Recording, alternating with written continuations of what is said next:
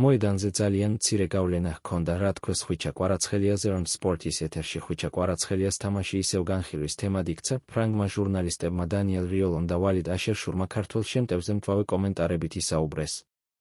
შეგახსენებთ, გასულ ტურში კვარამ ლიონის წინააღმდეგ მნიშვნელოვანი გოლი გაიტანა და PS3 გამარჯვებაში გადამწყვეტი როლი ითამაშა, თუმცა ფრანგულ მედიაში მისი ფორმით მაინც უკმაყოფილონი დარჩნენ.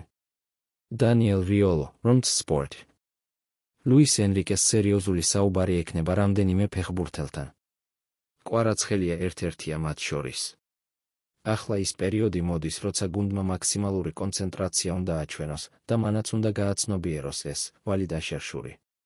კვარაცხელია უდაოდ ნიჭიერია, მომწონს მისი ინტენსივობა და თამაშის ხედვა, მაგრამ მგონია, რომ ნაპოლის დროინდელი ფორმიდან შორსაა, თითქოს იმ პერიოდში რაც ჰქონდა, იმ კვარადან ახლა მხოლოდ ჩრდილი დარჩა, ის სეზონის დასაწყისში თითქოს ენერგიით სავსე იყო, მაგრამ ახლა ისე ჩანს, თითქოს ლიგა ერთი დიდად არ აღელვებს.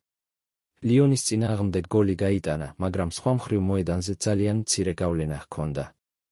ისეთი დონის ფეხბურთელისგან, როგორიც კვარაცხელია, გაცილებით მეტი უნდა მოვითხოვოთ. მიმდინარე სეზონში ხვიჩამ ლიგა 1-7 მატჩი ჩაატარა, სადაც 1 გოლი და 2 საგოლე პასი მიითვალა.